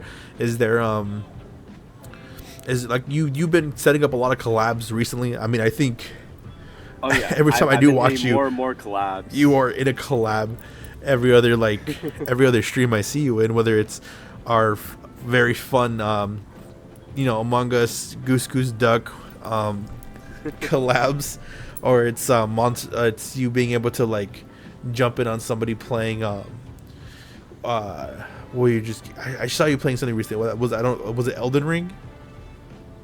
I haven't played Elden Ring, so I don't think that I don't even own it. There's a bunch of games I played recently. I've been playing Escape Simulator with QB. Escape Simulator, yeah. Because that's not really a. I think you might be thinking of when I was playing Halo earlier. Might have been. I might have mixed that up. But yeah, no, this has definitely been one of my busiest weeks. I didn't realize I was scheduling a collab day after day. Yeah. And so like when Wednesday hit, I was like one collab after another. I was like, oh wait, I'm gonna be hella tired after this week. But you're putting in the work, and I think that's something that like I think everyone can appreciate in terms of like just in general, whether if it's streaming or it's like just effort. Like you put in the work to like make all these collabs to get it done. To not necessarily, you're not just showing up and like, hey, I'm here. That's the collab. You're very much putting in your energy. Like no, fuck yeah, let's fucking do this shit. Yeah. And see, I say this a lot. I feel like a lot of other content creators might feel the same, but like I'm more entertaining when more people are around because I have more. You bounce off some people. I get you. Yeah. It's like my energy can clash with other people's energy. We just go back and forth. Well, when talking to a chat, I'm talking to someone who won't talk to me back, so my energy's not going to be all there. Which sounds bad. Yeah, I try to project a lot more energy to chat, but when I'm by myself, I'm more just like talking to myself and mumbling. But when I'm with other people, like in a VC, like right now, we're just bouncing off each other. Oh yeah. Yeah, I feel like a lot of other content creators might feel the same about that. I've talked with some other people, and they said, yeah, we feel the same. Where we're more energetic with other people in the same room as us, but when we're by ourselves, it's like, eh. Definitely, I think I think I've missed a lot of that fun of like just everyone just being unauthentically themselves. Like the mask is off. Like the ADHD and the autism is at full fucking force. And I think that's what I really enjoyed with the collab was like everyone is just gonna fucking just be on their best worst behavior. Let's fucking go. And we had we had so many fun moments. Like I think who was your buddy that kept yelling? I loved him to death. There was a lot of people. I don't think Jello made it. No, Jello did. All I could think of might have been Royce or Jello. There was definitely Royce. Royce was the one who was like, yeah. What are you doing? Royce is a gem. Royce is a gem in my book. I love him to death. He cracked me the fuck up. I think I have like a lot of TikTok clips that are like I have scheduled to release like every so often. One, of course, is our famous duet of like, hey, what's your role? I had to get that clip in there because that was just so fucking gold. I was like, oh yeah, really, buddy? Apparently you weren't lying about your role. Apparently your role is an actual thing. I was so confused because I was looking at the role list because I was gonna like kick you out immediately because I could kill people if I guessed the role right. Yeah. While in the voting area, and I was just looking. That role just doesn't exist on my thing. It's just non-existent.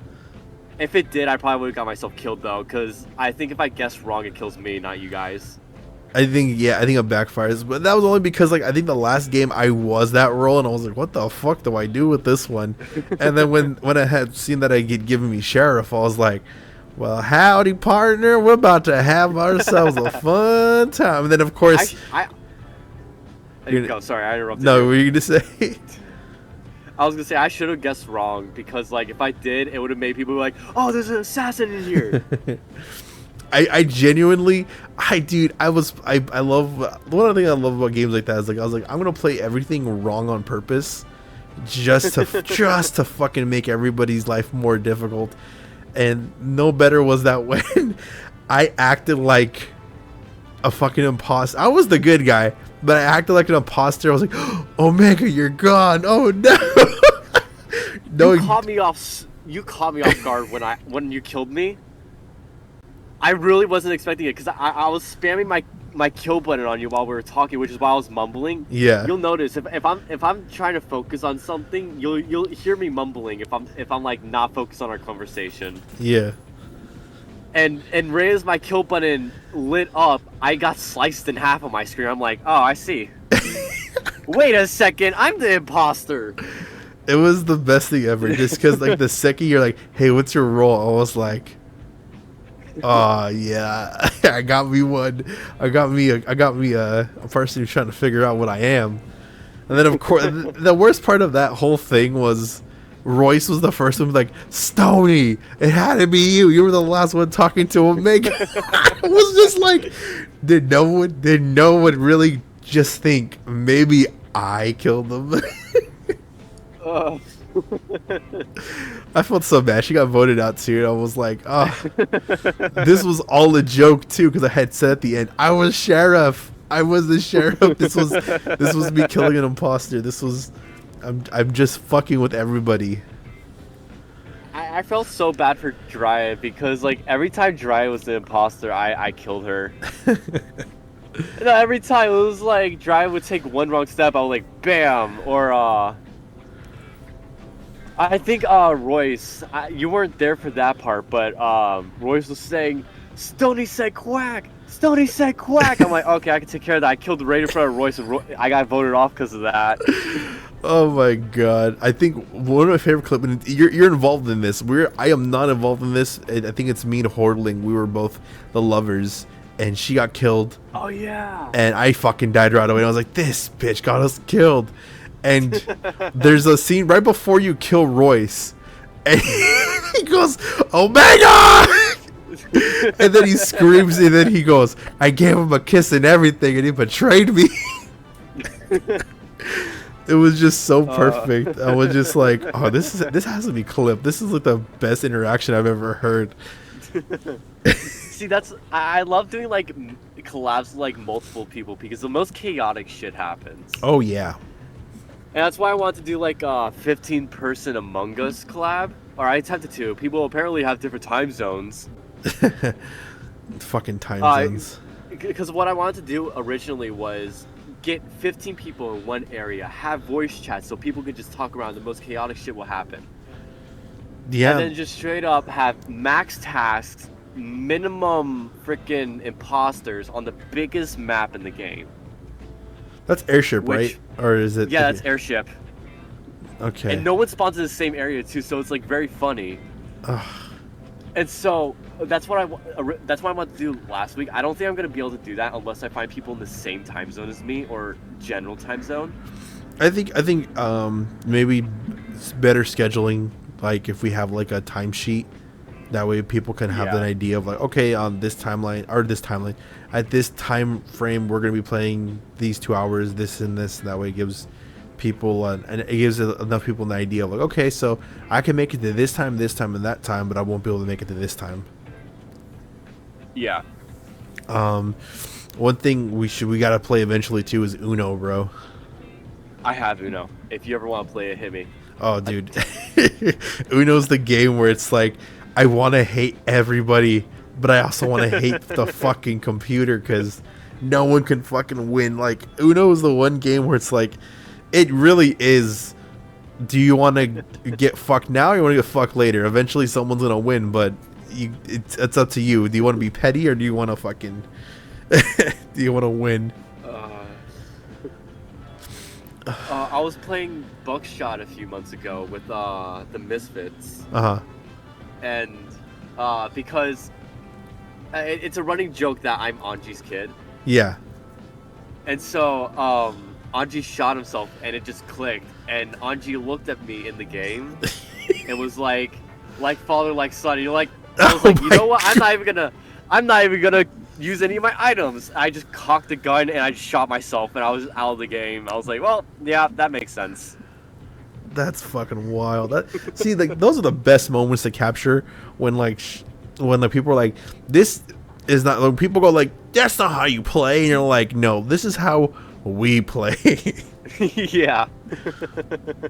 Oh my god, we should play Cards Against Humanity too. That's another fun game to play. Oh my god, yes, that is so fun. Definitely. Cards Against Humanity would be fucking wild. But you were talking about like future plans for streaming. Yeah. Merch. I want to get a plushie of Omega. Ooh, Omega plushie. But I haven't found a good company. The only two good companies I know of is U2's and Makeshift. Makeshift? And both of them have turned me down because I'm not popular enough.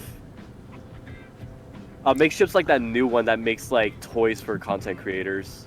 That's fucking cool.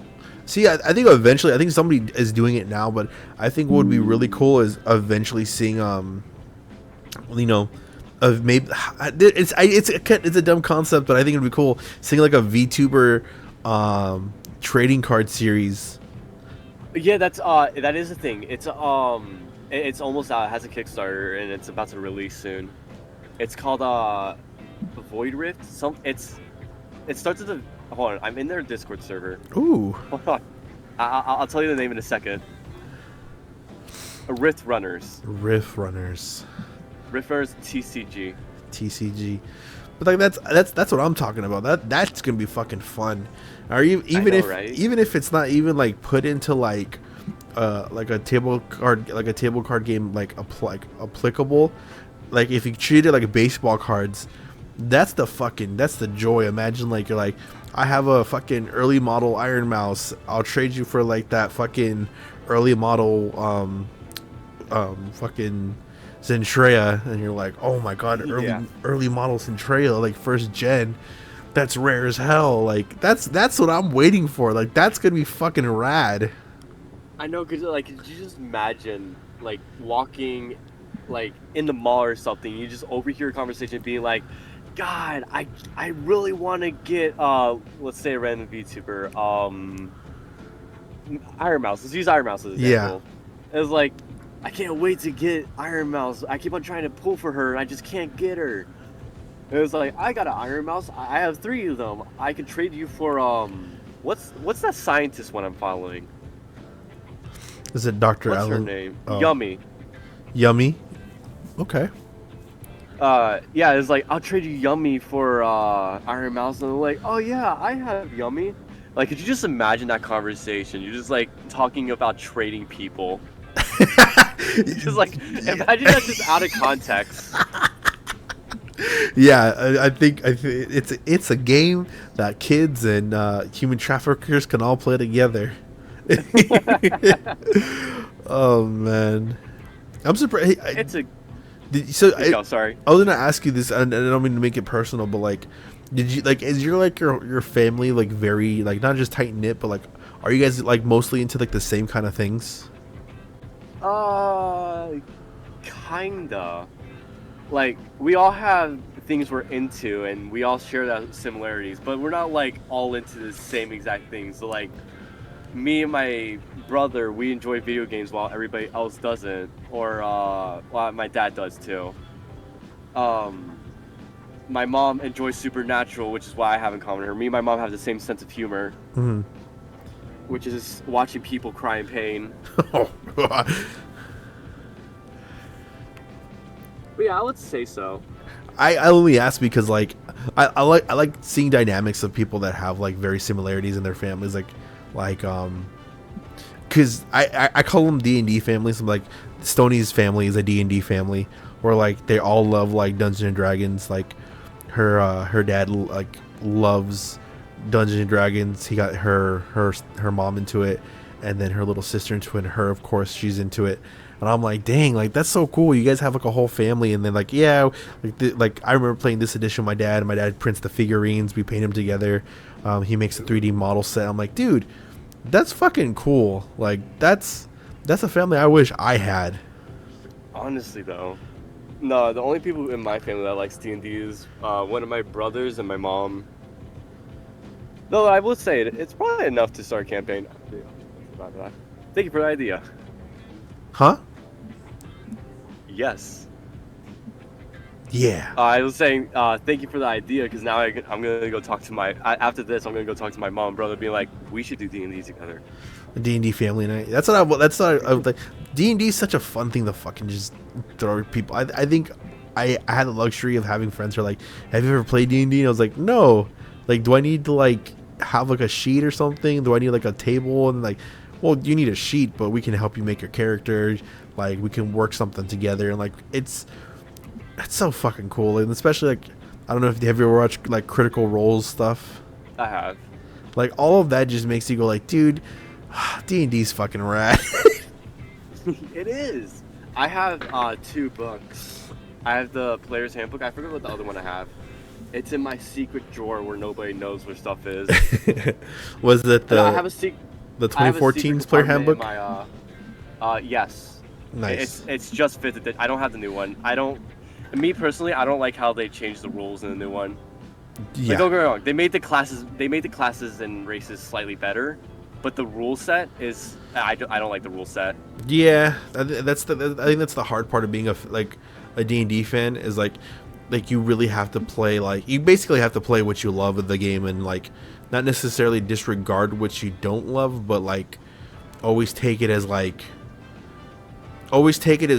it's not the full canon. And I think that's hard for some people. Like, no, this is the new canon, and it's like, no, what you play is your canon. Like, yeah, I was gonna say, like, what I enjoy about like playing D&D, especially with people that like think like almost like you, is like they have their own rules set. You don't really have to follow the game's rules. They're just it's not like you're gonna get arrested for playing D&D wrong. Yeah. Every plays D&D wrong. You literally can't play D&D wrong. Some people play it. Yeah, it's like some people you can play it toxic. I mean, I've read enough stories where guys try to fuck the fucking dragon. That's enough times. It's not a D&D campaign if you don't fuck the dragon. That's kind of true. Sure, your pelvis is gonna be missing, but it'll be fine. It somehow makes sense. Somehow. I had a campaign where we actually had a player who wanted to fuck the dragon. They can no longer fuck anybody else after that. It's such a fucking rad thing. One of these days, I always say like I want to start doing game nights again, like on the weekends. I'm gonna have to like try to do that because like a D&D 2-hour one shot is like a fun like game night kind of situation. I know, right? I wanted to like try to make Omega into a character, but then I realized that's not possible with how I made Omega. I mean, like, he would be a nice side character, but like as a playable character, not exactly. I feel like he would be too powerful as a playable character.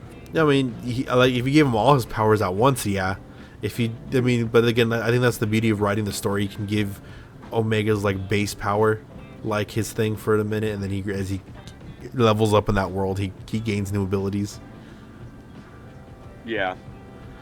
But so much fun stuff. We're almost reaching the end here. I noticed. Yeah, dude, this is the problem. Sometimes we just lose track of time and like, yeah, we're gonna talk for fucking ever. I know, right? There's so much more I want to talk about.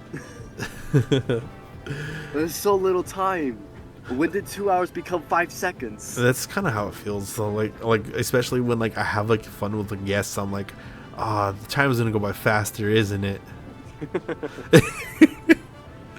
Oh, that's way too relatable. But definitely we're gonna. I mean, the thing is, like, I'm gonna like, and I promise myself I'll do this more. Is like I'm gonna try to make more like collabs, not like outside. I kind of this is collabing, but like at the same time too, like whether it's just like playing or just watching videos or stuff. I always said I'm gonna try to like reach out to people more and like hey, I have a video idea or I have an idea for a stream. If you're interested, we're gonna watch this or we're gonna rank this or we're gonna smash or pass that. Like, are you in? Are you out? And they're like, oh, I'm in, fuck it, let's do it. And they're like, perfect, there you go. There's the thing. You see, what I do is like, I'll tell people, hey, you want a game? We can game anytime you want. I'm down for whenever. It does, and then I reread my message. I'm like, oh, that sounds a little too needy. And then I try like, I try to re-message it, being like, it doesn't have to be on a stream because I don't want it to seem like I'm only talking to these people to squeeze content out of them. I actually want to have fun with these people. I think that's why I make games, certain games that are like I count them like these are just the fun games to play on the side. Like it's kind of what I do. Like they definitely can work in a stream, but I make sure like I'm like, you know what, fuck it, we're gonna play like Marvel Rivals, and I won't stream it. It will just be us playing Marvel Rivals, and then like. I was like, that was fun. I was like, yeah, it definitely was. And if I ever want to get the clip, all I got to do is download my clip, and I can make a quick little video on it or some shit. Or I can make a little edit. Yeah, me, QB, and Dryad, right now we're trying to get more people for a game called Due Process, which is like this strategy game, right? Mm-hmm. It's two teams of 1 to 5 people. The teams don't even have to be even. So you can have 2 people on one team, 1 person on the other team, and it can go up to 5 people, and it's just 2 teams. One team is guarding a bomb, trying to keep the people out. They can't leave the building. If you leave the building, you'll die in like 2 seconds. Oh shit. But you have to protect the bomb, set up traps, and you have a limited inventory. So while defenders, they have to choose what they want. They have a limited time to choose what they want, and then that's what they have in the game. And for like longer matches, it'll be like if you die with those items, you lose those items until like the switch happens. And it's not like you're on the same team. It'll be like for like 5v5 rounds. You get a longer time to plan, and you get a map where you can draw on the map, and you can like plan out what you want to do, bring what you want, and like you can have like 2 projectiles, like a bomb or a clicker, which for like attackers, clickers are like these things that if you stand to the side, you can blow up a wall with like these wall charges, which again takes up your inventory space. You can have like 1 gun and then like 1 pistol or etc etc. And so like the defenders have to defuse the bomb while the attackers have to defuse the bomb while they get the attackers get like more time to set up. Like they can stay in the truck, but there's like a time limit. If that timer goes out, the bomb explodes.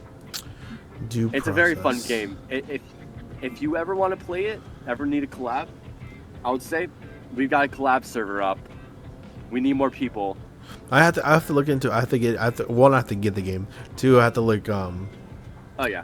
Definitely looks like a fun game to play. That one, and I have to also like eventually, because I want to. It looks fun as hell. Repo's another one that I want to eventually play. Oh yeah, Repo. So I've seen it. I haven't played it. I don't have the money for it. It's such a cheap game too. I'm so sad. I think my issue with it is I'm like, oh yeah, I'm like I'll buy it eventually. That's the thing is if I see something like oh it's $10, I'll buy it later. Later never comes. I always forget it. I always push it off, and I'm like, you know I can't afford that right now. I was like, nah. Yeah, honestly relatable. But what you got going? Like, so we know you got Omegaverse in the works. You got an audio drama in the works. You're pulling to eventually get your stream going on, to eventually get merch. What else you got going on? You got collabs coming soon. What's coming in the next couple of days for you? Next couple of days, I mean, there's the Among Us stream tomorrow. Mm-hmm.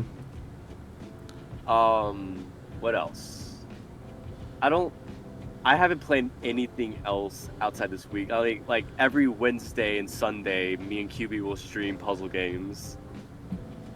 But other than that, I haven't really planned any. Oh no, well, this Thursday, me and Royce are going to be playing Risk of Rain too. Ooh. A game I've never played before. Risk of Rain. That's the one with the fucking the first one is the one with the girl, right? And they're trying to find the murder mystery. What happened to the boy and shit like that, or something like that. Can you repeat that? Sorry, I got distracted. Oh, maybe I'm thinking of Heavy Rain. Sorry. I have no idea what. I've seen clips of Risk of Rain. It looks like this very chaotic game. I got gifted it for on Christmas, which is a lot of my games. A lot of my games are gifted to me, or I won in a giveaway or whatnot. Okay. Like I said, I'm very much broke. It's all good, but it's all good. We're all broke sometimes, especially me. To get a fund a wedding.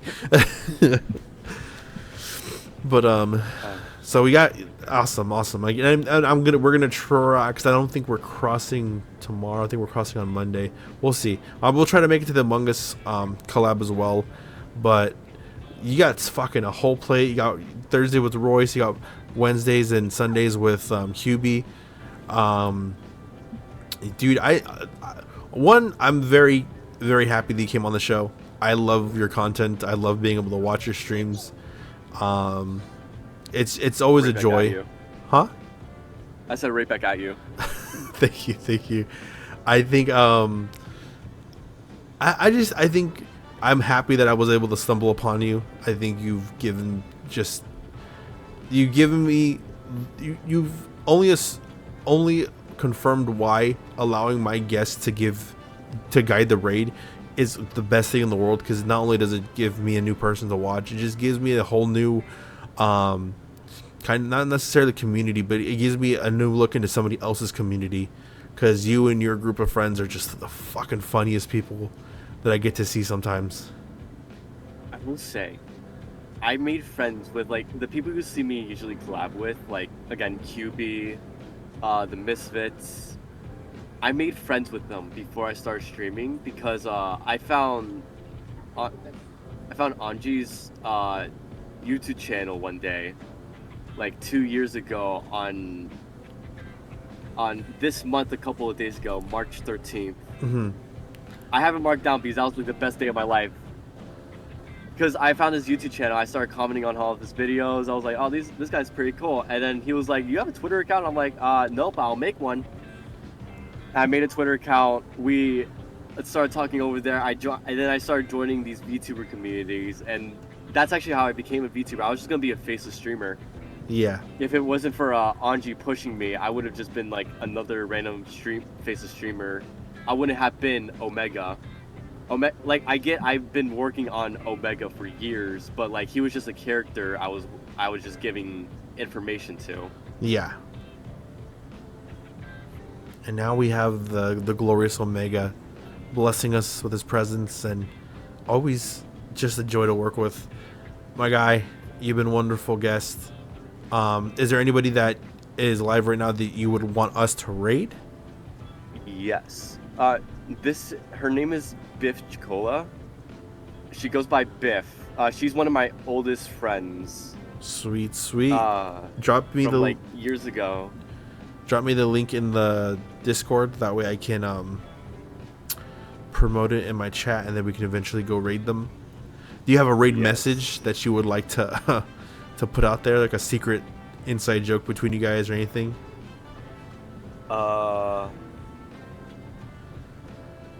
Say stuck in the piglin farm. Stuck in the Piggly farm? Piglin farm. You know how like in Minecraft people have piglin farms? Stuck in the piglin farm. Okay, I'm with this. Stuck in there. For awesome. 3 hours. Stuck in the piglin I got glitched. farm. It was in this Minecraft server. I got glitched in it, and everybody was ignoring me. I kept on getting kicked out of the game. I opened tickets. Nobody was speaking to me. I was just stuck in there. On one of her YouTube videos, you'll see that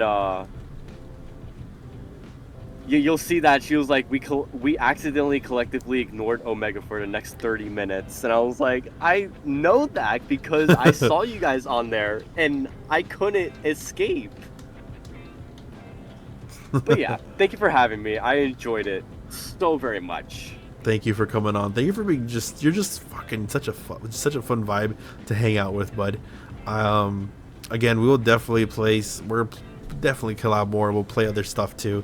It's a fucking definitely. The world's our oyster over here. If you ever have a collab idea, hit me up. I have to write. I have a good amount of ideas down. I'm definitely gonna put more down for and keep, because I usually consider people for like collab ideas. Is usually how I go. I'm like, oh, this person is playing this, or this person has a knowledge of this. We should do this. I will say the only games I don't play is rhythm games. For whatever reason, I just don't like them. Yeah, I mean Guitar Hero, but like that was like a long time ago. That's like a Wii game. Yeah. But yeah, thank you so much for coming out. I appreciate you so much, bud. Yeah, thank you for having me. Okay. Again, if you ever need me back on here, I will 100% rush to my computer. Awesome. All right, we're gonna go raid your friend. We will be out of here now. Thank you so much for coming in. Yeah, thank you for having me. Bye-bye. Bye.